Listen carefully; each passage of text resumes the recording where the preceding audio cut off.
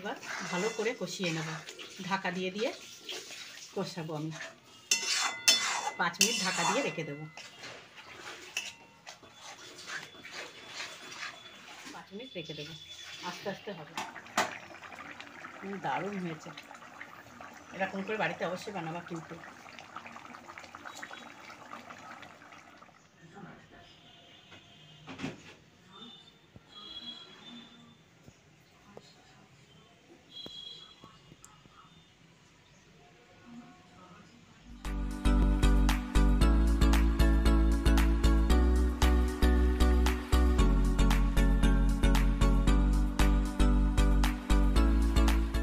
বন্ধুরা, আমি আজকে চিকেন করব।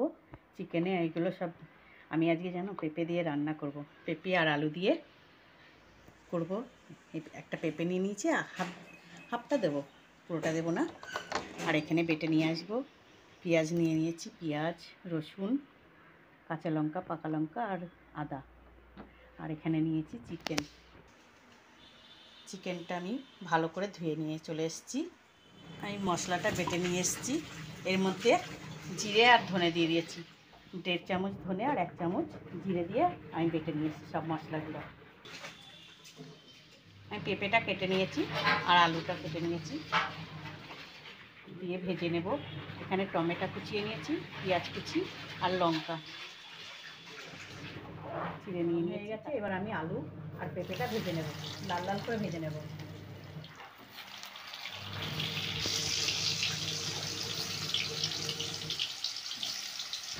আলু আর পেঁপে একসঙ্গে ভেজে নেব।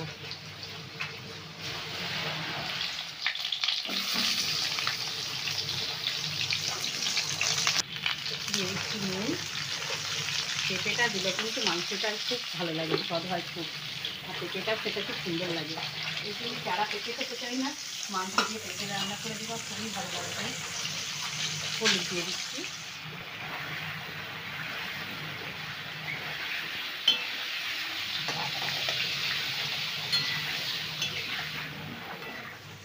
আলু আর পেঁপেটা আমার ভাজা হয়ে গেছে, লাল লাল করে ভেজে নিয়েছি। আমি উঠিয়ে দিচ্ছি। দেখো কত সুন্দর ভাজা হয়েছে। আর এই রান্নাটা করতে গেলে পরে একটু ভালো করেই ভাজতে হবে। ভালো করে ভাজলে পরে স্বাদ হয়ে বেশি, খুবই ভালো লাগে এরকম পেঁপে আলু দিয়ে পরে। আমি তুলে দিচ্ছি। লঙ্কা, জিরে, তেজপাতা আর এলাচ, লবঙ্গ, দারচিনি দিয়ে দিচ্ছি ফোড়নে।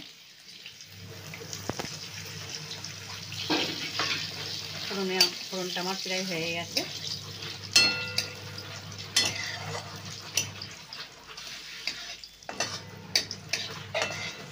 ফোড়নটা হয়ে গেছে, আমি পেঁয়াজটা ভেজে নেব।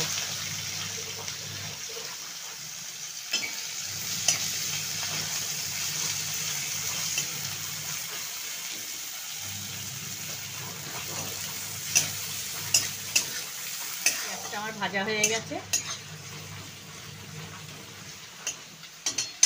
এবার টমেটোটা দিয়ে দিচ্ছি আর দিচ্ছি কাঁচা লঙ্কা। টমেটোটা একটু পেঁয়াজের সঙ্গে ভালো করে কষিয়ে নেব।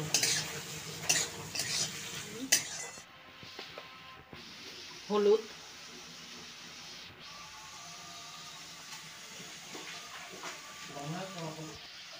লঙ্কার গুঁড়ো কষিয়ে নেব। নিয়ে মশলাটা আমি দিয়ে দেবো।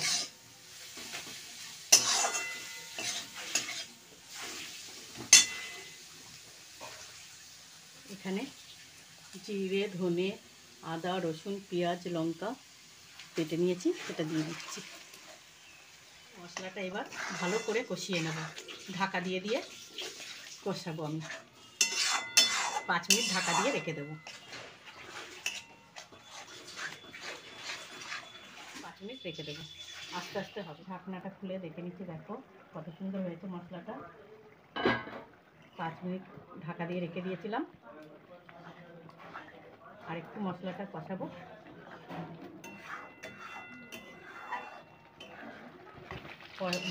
মশলাটা কষাতে কষাতে এই মশলার কালারটা অন্যরকম হয়ে যাবে। ভালো করে কষিয়ে নেবো, তারপরে মাংসটা দেবো।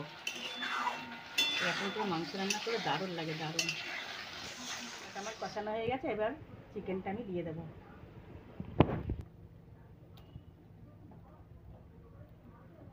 চিকেনটা আমি দিয়ে দিলাম। মশলার সঙ্গে আমি 10-15 মিনিট কষাবো, ঢাকা দিয়ে দিয়ে কষাবো।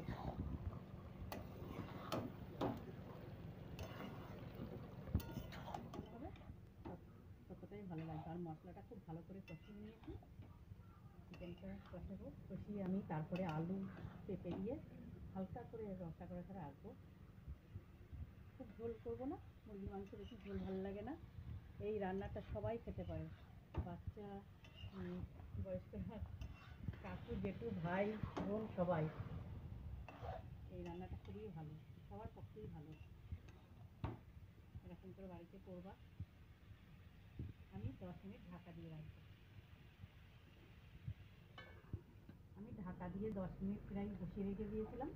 দেখো কতটা জল বেরিয়ে এসছে চিকেন থেকে। আমি কিছুক্ষণ কষিয়ে নেব, জলটা ভালো করে শুকিয়ে নেব। চিকেন থেকে ভালোই জল বেরোয়। দেখো কত সুন্দর হয়েছে। চিকেনটা একটু সিদ্ধ হোক। চিকেন এরকম করে রান্না করলে এত সুন্দর লাগে।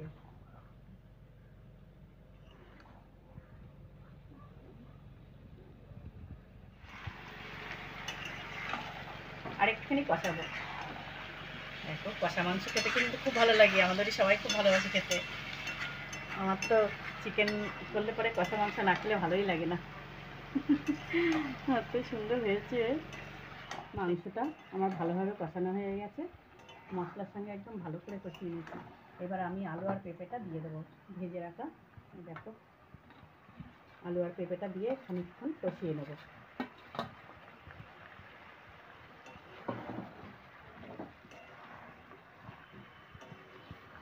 পেঁপে আলু দিয়ে খেতে ইচ্ছে করছে। খুব ভালো লাগছে দেখতে।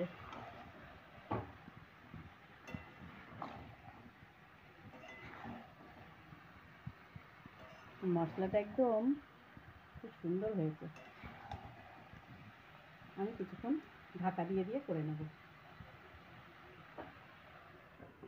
মাংস, আলু আর পেঁপেটা কষানো হয়ে গেছে, আমি এবার জল দিয়ে দেবো।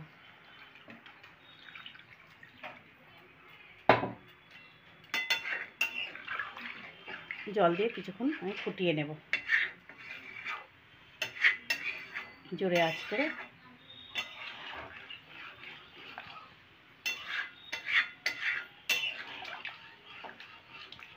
কিছুক্ষণ ঢাকা দিয়ে আমি মানে ফুটিয়ে নেব ভালো করে।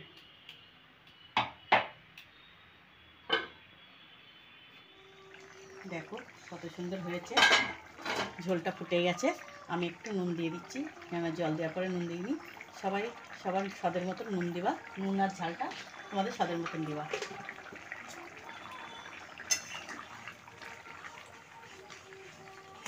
আর হয়ে গেছে, একটুখানি হলে পরেই হয়ে যাবে।